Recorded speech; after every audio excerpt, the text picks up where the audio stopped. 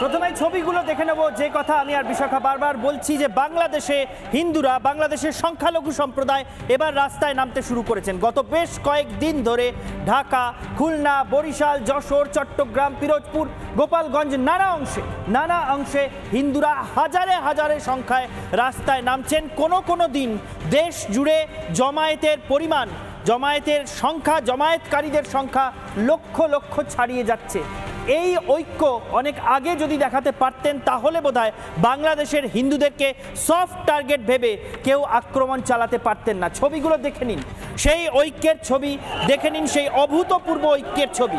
এখানে শ্রী শ্রী হরিচাঁদ ঠাকুর মতুয়া সংঘের ব্যানার হাতে নিয়ে হাজার হাজার মানুষ রাস্তায় নেমেছেন। এটা গোপালগঞ্জ। সেখানে দেখুন মতুয়াদের যে পতাকা আমরা এদেশে দেখতে পাই, সেই মতুয়া পতাকা, লাল সাদা পতাকা রয়েছে, বাংলাদেশের নিজস্ব জাতীয় পতাকা রয়েছে এবং গেরুয়া পতাকা, ওং চিহ্ন সম্বলিত গেরুয়া পতাকা নিয়ে তারা রাস্তায় নেমেছেন। প্ল্যাকার্ডে হাতে লেখা আমার মাটি আমার মা, বাংলাদেশ ছাড়বো না।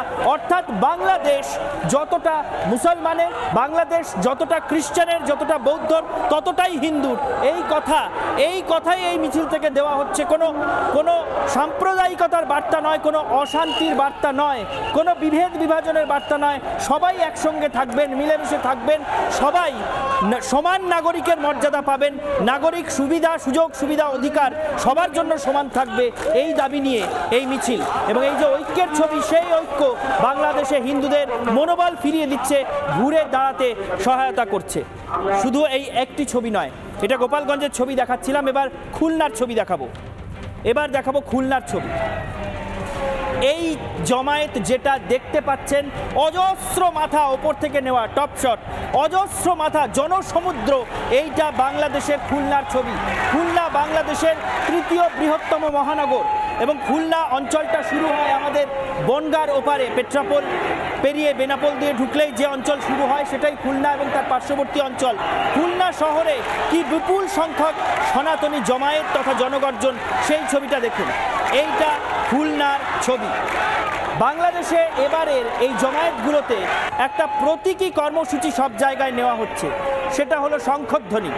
মহাভারতে বা প্রাচীনকালে যে কোনো যুদ্ধ শুরুর আগে যেভাবে শঙ্খধ্বনি করা হতো, যেভাবে শ্রীকৃষ্ণের সেই শঙ্খধ্বনির কথা আমরা বারবার পড়েছি, দেখেছি, এখানে কোনো যুদ্ধের বার্তা দেওয়া না হলেও যুদ্ধের জন্য যে প্রস্তুত, যারা অত্যাচারিত তারা যে প্রয়োজনে এবার প্রতিরোধে প্রস্তুত, সেই বার্তাটা দেওয়া হচ্ছে শঙ্খধ্বনির মাধ্যমে।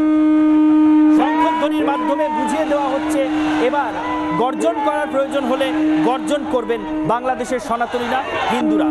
এই সেই ছবি। এই ছবি দেখলেন। এবার আরো একটা ছবি দেখুন, এটা গোপালগঞ্জে ছিল, এবার খুলনায় একইভাবে সমস্ত কর্মসূচিতে শঙ্খধ্বনি হচ্ছে। সেই আওয়াজটা শুনে নিন।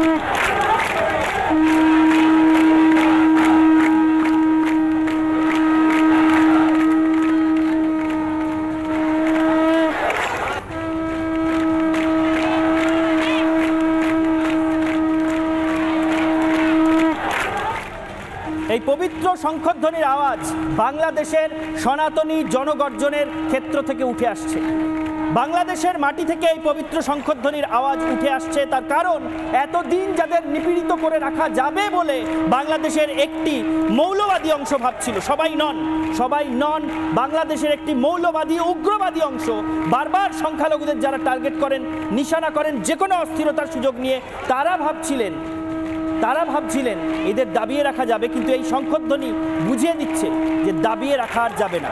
শুধু হিন্দুরা নন, বৌদ্ধরাও পথে নেমেছেন। চট্টগ্রামে বৌদ্ধরা কিভাবে পথে নেমেছেন, বৌদ্ধ সন্ন্যাসীরা রাস্তায় নেমেছেন, সেই ছবি দেখুন। সেই ছবি, বৌদ্ধ সন্ন্যাসীরা সেই সাধু বেশে, সেই সন্ন্যাসী বেশে রাস্তায় নেমেছেন। বৌদ্ধ ধর্মাবলম্বী মানুষ তাদের সামনে রেখে বিপুল জমায়েত করেছেন চট্টগ্রামের মাটিতে। অর্থাৎ বাংলাদেশের মাটিতে শুধুমাত্র হিন্দুরা নন, হিন্দু, বৌদ্ধ, খ্রিস্টান সমস্ত সংখ্যালঘু সম্প্রদায় এক জায়গায় এসে রাস্তায় নেমে প্রতিবাদ করে বুঝিয়ে দিচ্ছেন এই অনর্থক অযথা অত্যাচার, রক্তপাত দিনের পর দিন আর মেনে নেওয়া হবে না। মানুষ এখন রাস্তায় নামছেন, এরপর প্রয়োজনে প্রতিরোধ করবেন। এই ছবি সে কথা বলে দিচ্ছে, তাই নয় কি বিশাখা? একদমই তাই। আমরা সেই ছবিগুলো দেখাচ্ছিলাম যেখানে বাংলাদেশের সংখ্যালঘুরা হিন্দু হতে পারেন, তারা বৌদ্ধ হতে পারেন, তারা খ্রিস্টান হতে পারেন, এবং সেই জায়গা থেকে তারা বলছেন যে এটা তো একটা দেশ, এই দেশ তো আমারও, এটা তো আমারও জন্মভূমি, আমি হিন্দু হতে পারি, আমি মুসলিম হতে পারি, আমি অন্য কোনো ধর্মাবলম্বী মানুষ হতে পারি, কিন্তু এই মাটিটা আমার কাছেও ততটাই পবিত্র যতটা অন্য ধর্মাবলম্বী কারোর কাছে। এবং কোনোভাবেই কোনো রাষ্ট্র ধর্মের পোশাক পরিয়ে দিয়ে সেখানে একেবারে দাগিয়ে দেওয়া যায় না যে এটা শুধুমাত্র কোনো একটি নির্দিষ্ট সম্প্রদায়েরই রাষ্ট্র আর বাকিদের রাষ্ট্র নয়। যে ছবিগুলো আমরা দেখতে পাচ্ছি একটার পর একটা দেখাবো, যেখানে হিন্দু জাগরণের ছবিটা আমরা দেখতে পাচ্ছি বাংলাদেশের মাটিতে। এটা ৭১ সাল নয় যে তারা এক কাপড়ে রাতারাতি বাড়ি ঘর সংসার সমস্ত কিছু ছেড়ে চলে আসবেন। এটা ২৪ সাল, এবং যদি সত্যি নতুন বাংলাদেশ হয় তাহলে এই নতুন বাংলাদেশের হিন্দুরাও কিন্তু নতুনভাবে তৈরি আছেন যাতে নিজেদের প্রতিষ্ঠা নিজেরা তৈরি করতে পারেন। আমরা সেই ছবিগুলো দেখতে পাচ্ছি। একেবারে যে ছবিতে দেখা যাচ্ছে একেবারে পতাকা নিয়ে বাংলাদেশের জাতীয় পতাকা থেকে শুরু করে নিজেদের ইষ্ট দেবতার নাম স্মরণ করে তাদের হাতে সেই পতাকা এবং মুখে সেই স্লোগান, বাংলাদেশটা তাদেরও। একবার যদি তাদের এই স্লোগানটা শোনানো যায়, কারণ নারী কণ্ঠে এই স্লোগান কিভাবে সোচ্চার হচ্ছেন তারা, সেটাও আমরা শোনানোর চেষ্টা করব।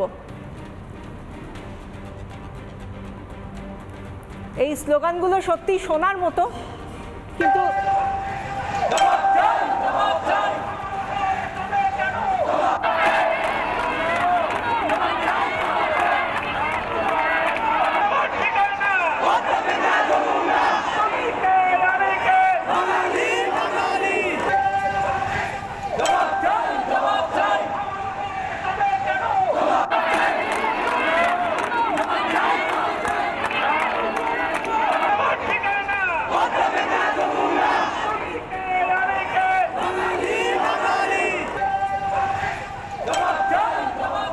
আমরা দেখতে পাচ্ছি যেখানে মানুষ তারা একটার পর একটা জায়গা থেকে তারা যেখানে পথে নেমেছেন, মিছিল করছেন, সমাবেশ করছেন, একটাই উদ্দেশ্য, তারা প্রতিরোধ করে তুলতে চাইছেন। কিন্তু যেভাবে আমরা দেখলাম বাংলাদেশে যে সমকালীন সংকট তৈরি হয়েছে, সাম্প্রতিক যে সংকট তৈরি হয়েছে, যে কারণে তাদের ঘর বাড়ি ভাঙা হচ্ছে, তাদের জীবন বিপন্ন হয়ে যাচ্ছে, তাদের সংসারে যেভাবে আগুন লাগিয়ে দেওয়া হচ্ছে, সেই জায়গা থেকে এই ঘটনা কেন ঘটছে, কি বলা হচ্ছে বিশেষজ্ঞ মহলের তরফ থেকে, শুনুন। এরা যা সনাতনী যারা আছে আপনার বাংলাদেশে, ওরা একটা শিক্ষা পেয়েছে যে এই মাটিতে আমাদের রক্তও আছে, বাংলাদেশের যেটা স্বাধীনতা আছে ওর মধ্যে ওদেরও রক্ত আছে, এটা নিয়ে ওরা মাটিতে নেমেছে। আর এটা বলেছে যে এই মাটি শুধু তোমাদেরও নয়, তাই জন্য আমি রাস্তায় আছি, দেখি তোমরা কি করতে পারো। আর এটা খুব ভালো, আমি বলছি এটা খুব ভালো অ্যাওয়েকেনিং, এটা খুব ভালো রিবাউন্ড একটা আমরা বলি এটাকে। বাংলাদেশে যেটা হয়েছে, আপনাদের অত্যাচার হয়েছে, যেটা হিংসা হয়েছে, এটা আর হবে না, এটা আমার পুরো বিশ্বাস।